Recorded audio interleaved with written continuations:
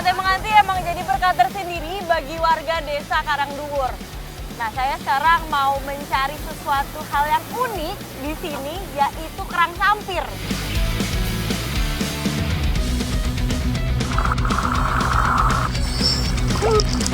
Pulau Nasi emang punya banyak banget biota laut, tapi ada satu nih yang salah satunya merupakan primadona di sini. Cintanya keluar.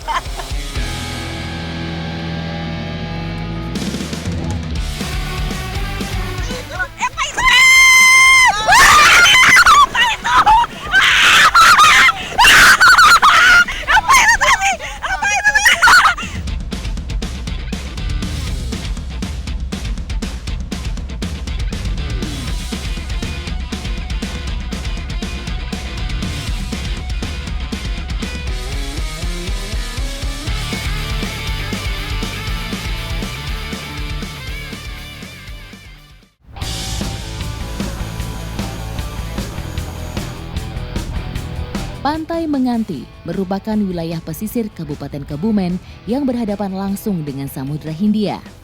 Petualangan saya bersama masyarakat lokal akan mencari salah satu biota yang hidupnya menempel di cadasnya batu karang. Pantai Menganti emang jadi berkah tersendiri bagi warga desa Karangduwur. Nah, saya sekarang mau mencari sesuatu hal yang unik di sini, yaitu kerang sampir. Tapi untuk mencapai ke tempat di mana saya akan mencari, ini lumayan ekstrim nih, soalnya batunya terjal dan tajam. Spot pencarian kerang ini butuh kehati-hatian ekstra, sedikit tergelincir dan bisa terjatuh di atas bebatuan tebing. Warga di sini biasa mengambil pada saat air laut surut. Tetap saja, ketinggian dan deburan ombak laut selatan mampu mencapai karang tempat kerang berada. Jadi memang harus bisa baca keadaan kapan ombak tinggi akan datang dan kapan bisa melanjutkan pencarian. Wah, ini ombaknya gede banget, jadi harus super hati-hati nih. Jadi harus tahu perhitungannya kapan kita bisa ke sana, bisa balik lagi ke sininya kapan. Alat untuk mencari kerang sampir hanya berupa parang, karena cukup efektif untuk mencongkel kerang dari cerukan-cerukan batu karang. Lagi-lagi berpacu dengan waktu sambil memperhatikan kedatangan ombak. Ternyata sebelum bapak dan ibu ini pergi mencari kerang, mereka searching dulu, googling dulu tentang pasang surutnya ombak. Nah, kalau zaman dulu biasanya mencari tahunnya itu sesuai sama tanggalan Jawa. Setiap 2 hari sebelum tanggal 1 sama setiap tanggal 15 purnama. Baru bisa pergi cari kerang seperti ini. Kerang merupakan jenis moluska, kelas Bivalvia atau Pelesipoda. Biasanya hidup dengan cara menempel pada batu, kayu, atau di dasar perairan. Kerang sampir sendiri tidak mati, walaupun tidak terendam selama air laut surut. Ini nih target kita, sampir super. Karena dia besar, terus udah ada anak-anaknya lagi. Nanti tinggal kita bersihin, yang besar-besar diambil, yang kecil dikembalikan. Supaya dia bisa tumbuh besar, nanti bisa kita ambil lagi ya Pak. Meski resiko yang dihadapi sangat besar, tapi warga Karangduwur tak pernah berhenti mencari dan mempreteli kerang sampir dari cadasnya karang. Ibu, hati-hati Bu. Bu, awas Bu. Tuh dilihat ombaknya tuh gede banget. Di sini sampai pusarannya tuh kelihatan kan gede banget. Tapi walaupun begitu, ibu-ibu ini tetap berani untuk ngambil kerang.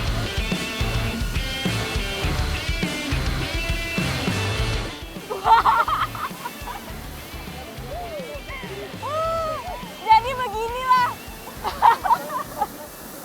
Jadi gini nih keseruannya.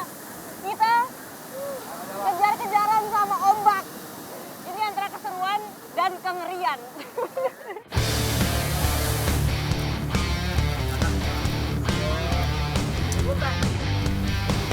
Dalam sehari satu orang biasanya bisa mencapai 45 kilo.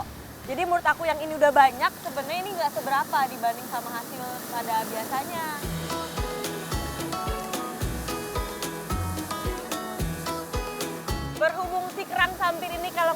udah dimasak, dagingnya mengecil dan gak fresh. Dan juga sebenarnya saya sudah lapar banget.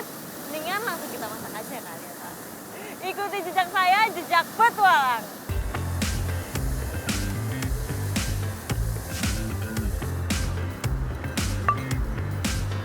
Kalau soal masak-memasak, warga Karangduwur kayaknya udah nggak perlu dipertanyakan lagi nih. Dan kali ini saya akan membuat TG kerang pelencing. Kerang merupakan salah satu biota yang kerap menjadi sajian spesial, baik di rumah makan maupun di warung-warung kaki lima. Kerang juga makanan kaya protein yang mudah didapatkan. Cukup ditumis sampai wangi, langsung dipindahin buat masukin air buat ngerebus kerangnya.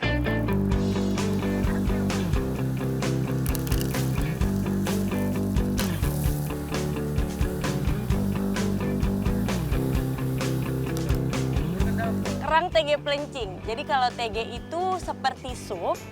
Nah, kalau pelencingnya itu artinya pedas. Makanya nih cabai rawitnya atau cabai cengkisnya lumayan banyak. Nanti tinggal dicoba aja beneran pedas apa enggak. Proses pembuatan kerang TG pelencing cukup sederhana.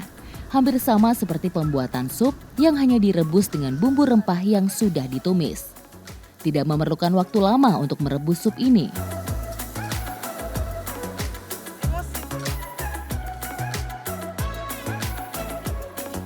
Kerangnya direbus emang sama cangkangnya, soalnya nanti setelah direbus dia bakal kebuka sendiri. Dan ini kayaknya makannya lebih enak kalau ada cangkangnya ya, soalnya kan nanti diseruput-seruput gitu. Sama cangkangnya, soalnya nanti kalau mendidih dia akan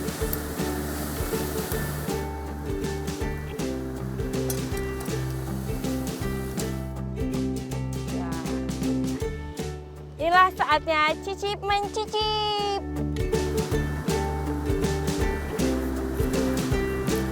Ternyata benar seperti yang saya bilang, pakai cangkangnya diseruput-seruput lebih nikmat. Dan kalau dari tekstur daging ini lembut, berbeda dari kerang-kerang lainnya yang udah pernah aku coba. Rasa gurih yang dihasilkan sungguh membuat saya ingin nambah lagi. Dan sesuai sama namanya nih, TG pelencing beneran pedas.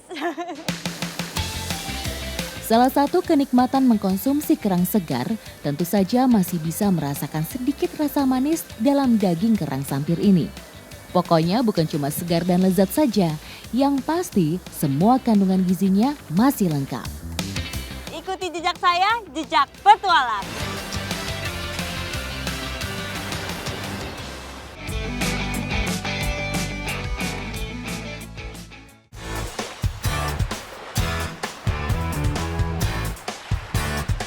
Pulau Nasi, satu dari gugusan pulau di Kecamatan Pulau Aceh, Kabupaten Aceh Besar.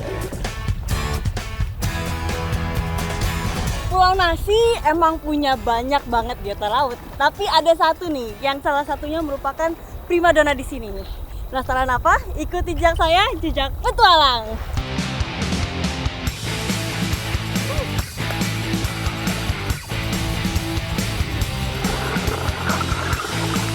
Butuh kesabaran dan napas yang panjang, serta stamina yang bagus untuk mendapatkan gurita setiap harinya.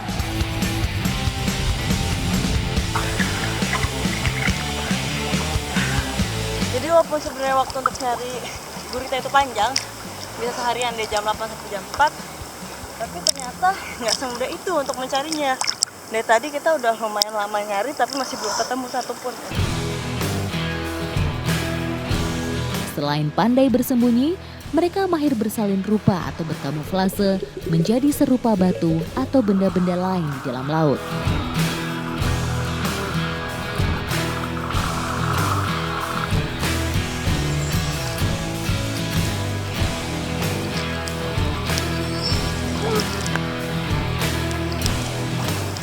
Dapat nih, gede. Wow. Ini lebih gede nih. Ternyata walaupun kita nungguin cukup lama, tapi ternyata membuahkan hasil juga nih. Gurita merupakan hewan yang hidup di laut tropis sampai kutub.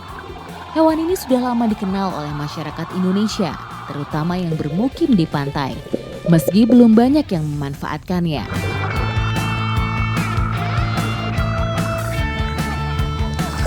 Tintanya keluar. Kaget. Di depan muka kita dikasih semburan tinta hitam. Dimarahin kita sama guritanya. Maaf ya gurita. Menyemburkan tinta untuk mengelabui serta melarikan diri dari para predatornya juga merupakan bentuk pertahanan dirinya. Tubuhnya yang sangat fleksibel memungkinkannya untuk menyelipkan diri di antara celah batuan yang sangat sempit. Cara yang cukup ampuh untuk bertahan hidup, terutama sewaktu melarikan diri dari pemangsanya.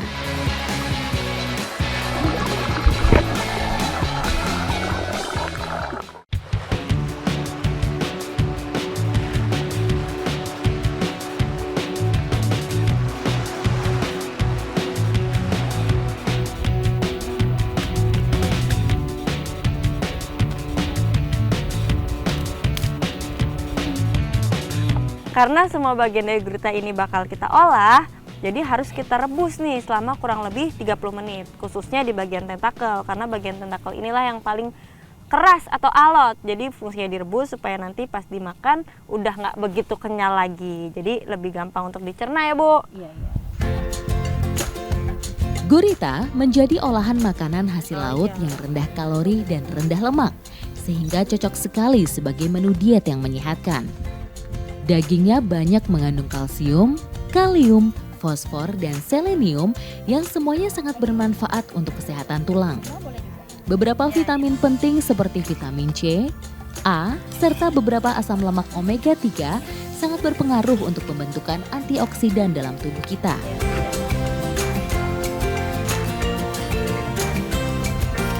Yang unik dari pepes gurita atau yang disebut paes gurita ini adalah daunnya nggak pakai daun pisang, tapi kita pakai daun mangkok seperti ini nih, tapi kecil-kecil jadinya.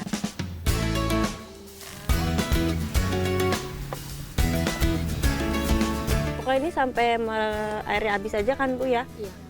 Jadi kalau biasanya pepes itu dikukus aja atau dibakar aja, di sini pepesnya itu harus direbus dulu. Nah tujuannya itu supaya bumbunya meresap. Nanti kalau udah habis airnya, udah kering, baru kita bakar. Jadi udah direbus, dibakar lagi. Pepes merupakan metode memasak tertua di negara-negara yang dilewati Khatulistiwa. Di Indonesia, pepes sangat familiar di kalangan masyarakat perkebunan. Dari sini ke sini? Dari sini. Sono. Dari sini. Ini dah. Jadi emang apinya itu walaupun menggunakan tungku yang sama atau api yang sama, tapi berbeda. Kalau yang tadi buat rebus apinya harus besar, sedangkan untuk membakar apinya harus nggak ada sama sekali. Jadi cukup pakai baranya aja yang memanas itu. Soalnya kalau ada apinya nanti dia bakal ngegosongin si pepesnya ini.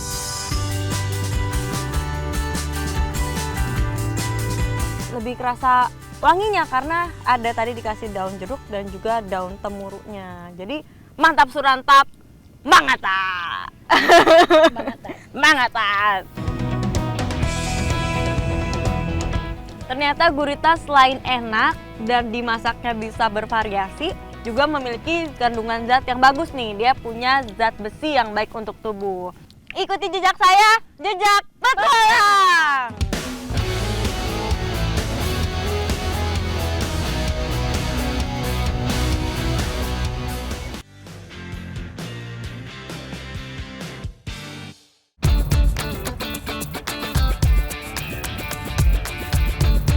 Salah satu kearifan lokal masyarakat Kendal dengan memanfaatkan hasil alam sekaligus menjaga ekosistemnya.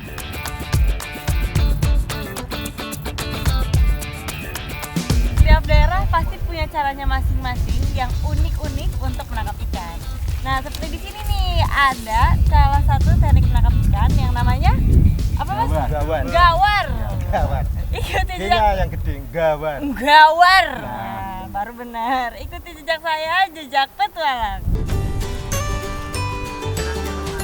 Jadi gawar ini biasanya panjangnya sekitar 50 meter. Dan jarak antar batu biasanya 2-3 meter tergantung dari panjangnya dan juga besar batunya. Untuk mempercepat pembuatan, gawar dilakukan secara bergotong royong.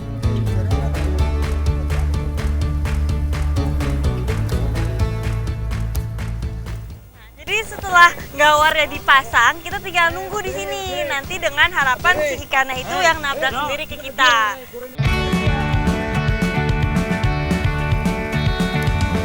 Ikan yang panik karena suara pukulan kayu secara liar akan berenang tak tentu arah. Dan dapat dipastikan sebagian besar akan menabrak gawar yang telah terbentang di dalam air. Apa? Kita dapat!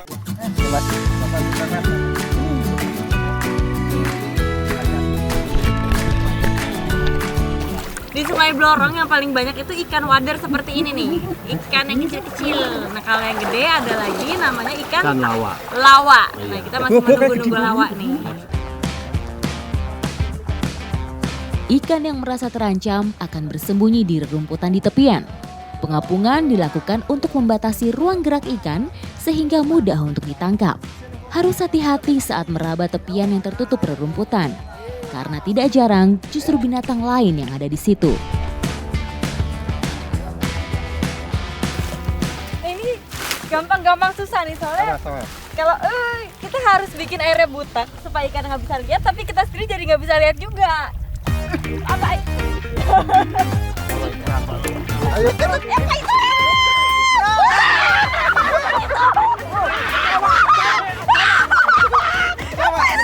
coba tenaga coba. Biawak.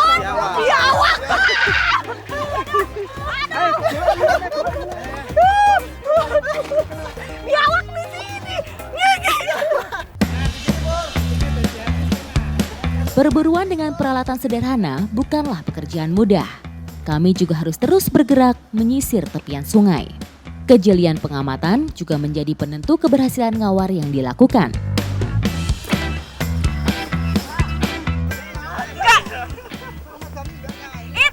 Itu tadi yang ketangkep ke aku. Itu. Mengagetkan. Tadi saya kira ikan, taunya anak biawak, gimana saya nggak lompat. Aduh, pas diangkat tuh ada tangannya.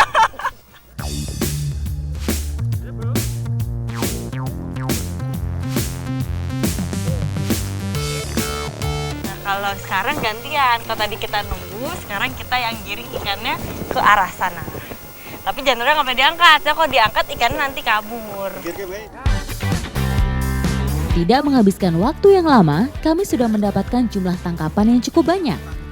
Sebuah bukti bahwa potensi ikan di sungai ini masih cukup terjaga.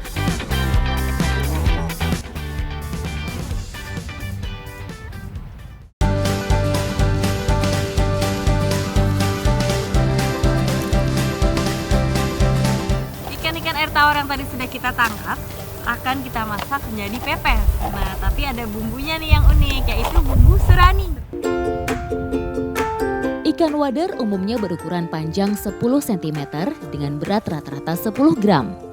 Wader sudah lama masuk dalam daftar kuliner masyarakat Pulau Jawa.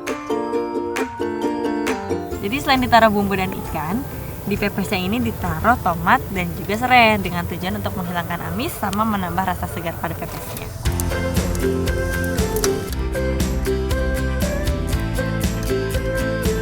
Nah, setelah dikukus, yang membedakan sama pepes biasanya, pepesnya ini menggunakan debong pisang. Itu selain untuk supaya dia nggak terlalu terbakar daunnya, dia juga menambah rasa harum pada pepesnya. Dan biasanya ini nunggu sekitar 15-20 menit, dia udah bisa disantap. Meski cara olah ini terlihat sangat sederhana, bagi saya ini adalah pengetahuan baru yang penting. Mengingat betapa kayanya olahan kuliner yang kita miliki. Nah, ini udah matang nih, ini bisa langsung dibuka dan dimakan.